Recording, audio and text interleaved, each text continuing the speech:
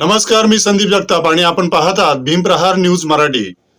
श्रीरामपूर शहरातील वार्ड क्रमांक 2 मध्ये राहणाऱ्या एका स्वयंघोषित सामाजिक कार्यकर्त्याबाबत सध्या शहरभर जोरदार चर्चा सुरू आहे। सामाजिक कार्याच्या नावाखाली वाढवलेली ओळख, राजकीय नेत्यांशी वाढलेली जवळीक, धार्मिक कार्यक्रमांच्या माध्यमातून निर्माण झालेला प्रभाव आणि आता त्यानेच अनेक राजकीय नेत्यांकडून मिळवलेल्या देणग्या व आर्थिक व्यवहारांवर उपस्थित होत असलेले प्रश्न, नेमकं काय आहे हा संपूर्ण प्रकार, पाहूया आमचा हा विशेष रिपोर्ट। स्थानिक नागरिकांच्या माहितीनुसार संबंधित कार्यकर्ता गेल्या काही वर्षापासून परिसरात सामाजिक कार्यकर्ते म्हणून सक्रिय असल्याचे सांगितले जाते।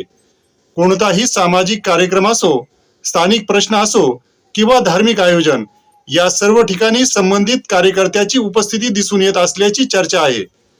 परिसरात स्वतःचा प्रभाव वाढवण्यासाठी त्याने विविध स्तरांवरील लोकांशी संपर्क वाढवण्यात आल्याचेही बोलले जात आहे। राजकीय वर्तुळात अशी चर्चा आहे की निवडणुकीच्या काळात त्याच्याकडून अनेक इच्छुक राजकीय नेत्यांशी जवळीक वाढवण्यात आली।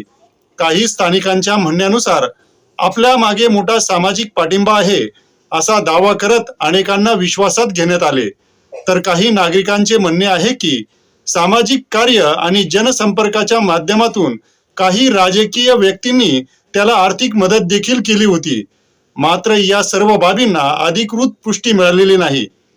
दरम्यान मागील काळात या परिसरात आयोजित करण्यात आलेल्या गणेशोत्सव आणि इतर धार्मिक कार्यक्रमांमुळे संबंधित कार्यकर्त्याची ओळख अधिक वाढल्याचे सांगितले जाते। या कार्यक्रमासाठी त्याच्याकडून नागरिक, व्यापारी आणि काही दानशूर व्यक्तींकडून देणग्या जमा करण्यात आल्याची ही चर्चा आहे। मात्र याच देणग्यांच्या वापराबाबत आता प्रश्न उपस्थित होऊ लागले आहेत। विशेष म्हणजे गणेश उत्सवात दान स्वरूपात आलेल्या एका चांदीच्या मुकुटाबाबतही परिसरात विविध चर्चा रंगत आहेत।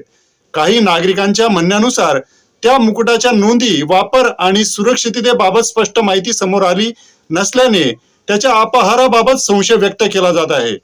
तथापि या संदर्भात कोणतीही अधिकृत तक्रार व चौकशीची माहिती उपलब्ध नाही।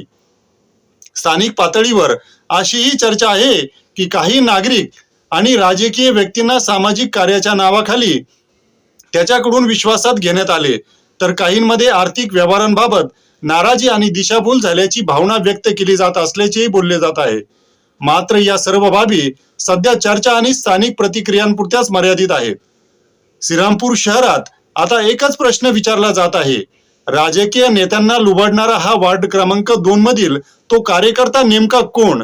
सामाजिक कार्याच्या नावाखाली त्याचा कोणता गोरखधंदा सुरू आहे? त्याच्या देणग्या आणि आर्थिक व्यवहारांचा खरा हिशोब समोर येणार का? या सर्व प्रश्नांची उत्तरं अधिकृत चौकशी आणि पुराव्यानंतरच स्पष्ट होऊ शकतात।